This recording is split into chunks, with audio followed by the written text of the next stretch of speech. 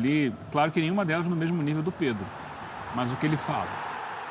Pedro ficou muito tempo parado, Exato. ele não pode voltar de titular, ele tem que ir entrando aos poucos. É como funciona no futebol. E ele entrou ontem aos poucos e fez dois gols. Porque ontem o Flamengo deu um espetáculo de futebol. Ah, mas é contra o Juventude. O Juventude estava sendo muito elogiado nesse início de campeonato, tinha 2 vitórias em casa, muita gente colocando como time sensação. O Flamengo não tomou crescimento. E o mais legal é o seguinte, com menos de 20 minutos estava 3-0 o Flamengo. O que ele podia fazer? Acabou o jogo. 3-0, esse time não vai me incomodar. Vou aqui tocar o barco só. Não. No intervalo, ele tira o Pulgar, coloca o Gerson como volante e mete o Luiz Araújo. Ele vai pra frente, vamos jogar bola. Depois ele tira o Arrascaeta, que tinha acabado de fazer esse belo gol aí, e coloca o Pedro. Depois ele coloca o Cebolinha no jogo. E o time cada vez mais pra frente, sabe? E o Flamengo continuou atropelando e com lances de muita beleza plástica. Eu falei ontem nas redes sociais, né? Foi um recital de futebol. Uma noite em que o torcedor do Flamengo saiu muito feliz. Aquele que foi ao estádio, aliás, é um público pequeno para o porte Flamengo, 30 mil pessoas. Houve protestos contra o preço dos ingressos. E justos. Gritou isso. Justos os protestos, não os preços. Sim, justos os protestos. E o Flamengo não tomou conhecimento do Juventude. O Pedro com 2 gols, um de cabeça e um de pênalti, no rebote, né? Do pênalti, na verdade. Um de pênalti. O pênalti que ele sofre nesse lance aí. Pedro driblando, né, cara? Quem mandou mensagem, está nos assistindo, nos dando sua maravilhosa e honrosa audiência, mandou mensagem elogiando o Pedro. O Rafael Prates, dizendo que o Pedro tem o perfume que a bola gosta. Obrigado, Rafael Prates, grande amigo. Muito obrigado pela audiência e pelo comentário. Não é isso, é um jogo que o Flamengo não se poupou. Não se poupou.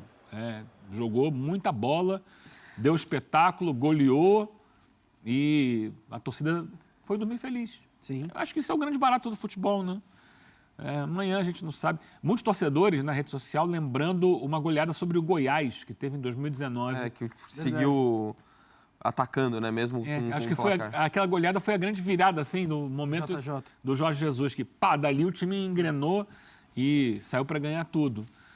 Alguns lembraram também da goleada sobre o Vasco. Eu jogava no Goiás, não jogava? Jogava, Sim, foi a 19, revelação sim. de 2019, pelo Goiás, é verdade. Ano passado teve a goleada sobre o Vasco, 6-1, era o time do Tite, inclusive. Acho que foi a melhor atuação do Flamengo Vasco do Boina, né? Do Boina. A melhor atuação do Flamengo do Tite foi aquele 6-1, depois parou porque teve Copa América e tal, e perdeu os jogadores e não reconquistou mais aquela pegada. Mas é isso, é um futebol de encher os olhos. Quem gosta de futebol, a gente vê muito jogo de futebol, né, Bel? A gente vê muito jogo às vezes ruim. Muito jogo ruim. E você vê uma atuação como a do Flamengo ontem, te deixa feliz, porque é um futebol bem jogado, um futebol ofensivo, bonito, ousado. Então, parabéns ao Felipe Luiz, porque passa muito por ele, saber organizar o time, você vê que o time está todo encaixadinho, tem alternativas, tem as variações. Ontem o Danilo jogou de zagueiro, não jogou o Léo Ortiz, né, que é um jogador que a bola passa muito pelo Léo Ortiz. E foi legal de ver, muito legal. Lembrando que sábado tem Vasco e Flamengo pelo Campeonato Brasileiro. O Flamengo em alta depois dessa goleada e o Vasco preocupado com os últimos resultados e pressionado o técnico Fábio Carille. Voltando ao Flamengo, se o Pedro, voltando aos poucos, entrando durante o jogo, fez o que fez... contra o Juventude. Não interessa. O Juventude está aí disputando o Campeonato Brasileiro e dando trabalho para alguns times, né? O Flamengo fez o que tinha que fazer. A tendência é melhorar ainda mais? O Pedro se reintegrando, mesmo que devagar, como disse o professor. O cruzamento do Wesley, Luiz. impressionante. Sem dúvida. Até porque quando a seleção brasileira vinha jogando com 9, era para ser ele, o camisa 9 da seleção brasileira. Então a gente está falando desse nível de jogador e que faz diferença. E que, inclusive, acho que teve... não é a justificativa, mas assim, a queda muito do Flamengo do Tite passa muito pela ausência do Pedro. Sim. Não estou falando que o Tite não deveria ter encontrado outras soluções. E aí é outra história. Mas você mostra o quanto que ele é importante nessa equipe. Acho que o Flamengo conseguiu encontrar com o Felipe Luiz outras formas de jogar sem esse centroavante. Mas ele ainda é o principal camisa 9 do país. E logo na volta já demonstrou isso. E assim, a atuação, eu concordo com o que o Eugênio falou em relação à coletividade, a intensidade do jogo, a manter a postura depois do gol. O Felipe Luiz lembrou da eficácia que se cobrava e o Flamengo faz 3-0 nas primeiras finalizações, então o time que foi muito eficiente na hora de definir. Você tem 2 gols de bola parada, que também é um mérito, mas se você olhar os gols com bola rolando, são bonitos, são construções assim com muitos jogadores, com muita movimentação. E eu também não entro nessa de querer minimizar a vitória de ontem falando do Juventude. Primeiro porque o Juventude já tem feito um bom trabalho no passado, causando muita dificuldade para outros clubes, em Copa do Brasil, no Brasileiro. Teve algumas boas atuações.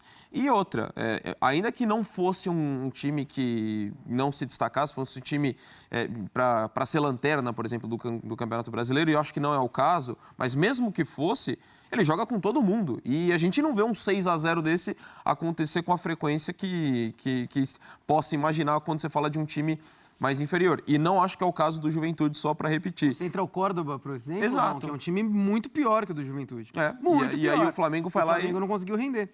E o Flamengo vai lá e faz o que fez. Então, acho que Aliás, que resposta do Flamengo, né? Após esse tropeço contra o Central Córdoba. Uma partidaça fora de casa contra o Grêmio. A gente pode citar aqui todas as mazelas do Grêmio. Falaremos aí da queda do Quinteiros, mas foi uma baita resposta. E agora contra o Juventude, sacanagem, né? Você vê o Pedro voltando. O que o Gerson tá jogando bola, cara. Ontem era só letra, passe de calcanhar. E assim, não era firulinha, né? Não esqueça, o Adílio dos tempos modernos. O Adílio Continue. dos tempos modernos. Não, assim, com contundência. Não era toquinho pro lado, virando a cara. Assim, sempre muito vertical. Meus amigos aqui... Jogador de bola, né? Jogador de bola. E meus amigos complementaram aqui, gabaritaram. O Flamengo não perde a intensidade. Ontem, assim, guardadas as proporções, estava jogando fora de casa, etc. Botafogo e São Paulo. São Paulo faz o 2-1. Vamos retrair. Aí todo para trás. São Paulo tá fazendo isso direto, inclusive. Vamos todo para trás. O Flamengo fez 3, faz 4, faz 5, faz 6, poderia ter feito muito mais. Entendeu? Tem elenco para isso, tem futebol para isso. E aí, quando você... O DM do Flamengo, por muito tempo, ficou recheado, né? O Cebolinha, o próprio Michael, Pedro. Vão voltando... Pô, o Felipe Luiz, que entende o que é Flamengo, porque a torcida do Flamengo é conhecida por cobrar, às vezes, não vitórias, né? Que a gente tá falando de jogo a jogo. Vitórias também, não só vitórias. Não só vitórias. Mas cobrar o jogo, bem jogado. Se tem um estilo de jogo que a torcida quer ver, é o que foi apresentado ontem no Maracanã. Mas é uma pergunta para você que eu faço normalmente Manda. pro professor Celso Unzel. Ai, Você ai, dá ai. nota para um jogador. Mas é fácil para você. Vai. Nota para a Arrascaeta no jogo de ontem ou neste Campeonato Brasileiro. Ele fica nervoso, né, na hora de finalizar. Putz. Que tranquilidade para fazer gol, hein? Do jogo contra o Grêmio foi assim, ontem de novo. Eu não sou o professor, odiava tirar nota baixa, porque eu acho que o professor, às vezes, é muito exigente, cara. Então, para mim, até agora, a Arrascaeta é 9,5 no Brasileirão. Tá louco. E lembrando também que faz aquele gol crucial de biquinho contra o Vitória. Lógico, ainda... Artilheiro do Brasileirão, se não me engano. 4 gols, junto Ao com lado o Pedro Raul. E Verratti. E Verratti. E, além dos 4 gols, 2 assistências. Então, ele tem 6 participações em jogo e jogando 3 vezes. Em 4 rodadas. Assim, tudo bem, é começo de campeonato, mas para mim, desse início de campeonato, é o principal nome do Brasileirão. Olha, talvez seja o...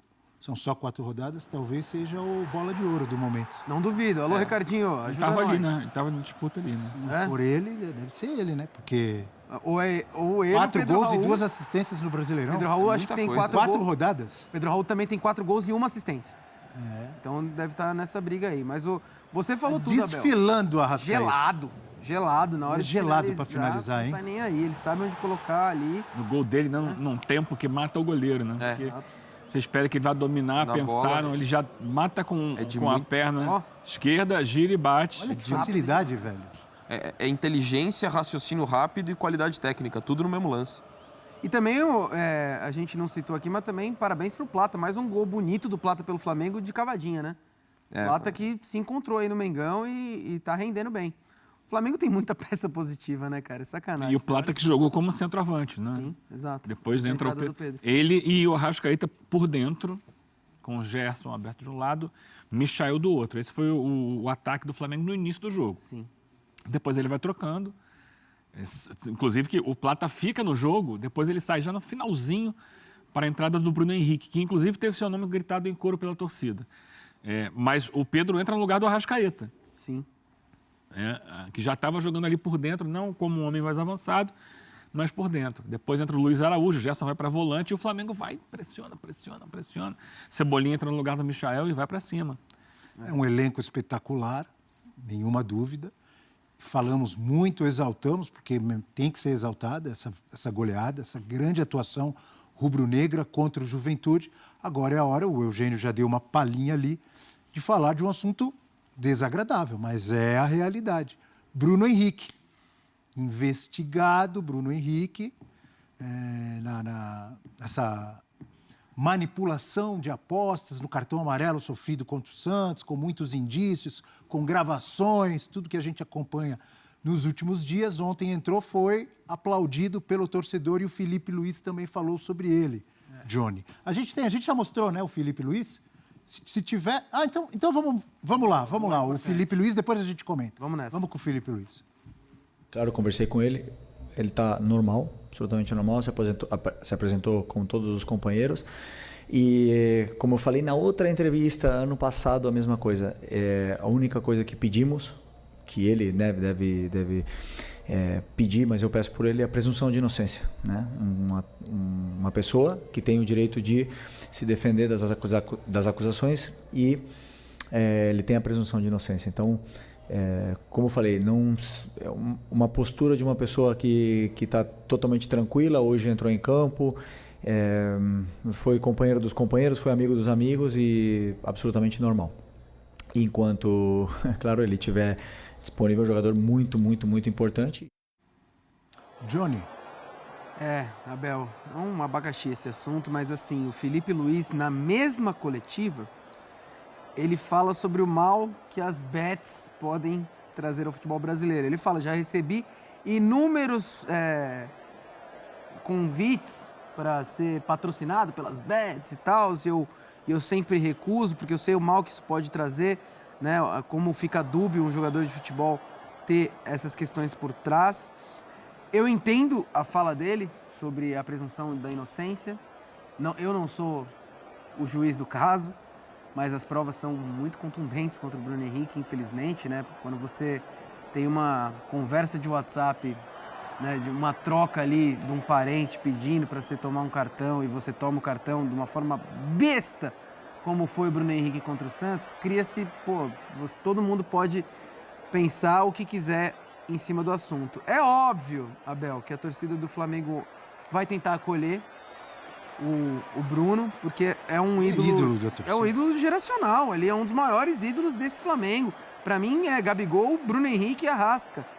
E para mim isso aí me deixa mais pé da vida ainda, entendeu? Porque é um cara que tem a carreira consolidada demais, ídolo, não é um jogador... E óbvio, nada justifica.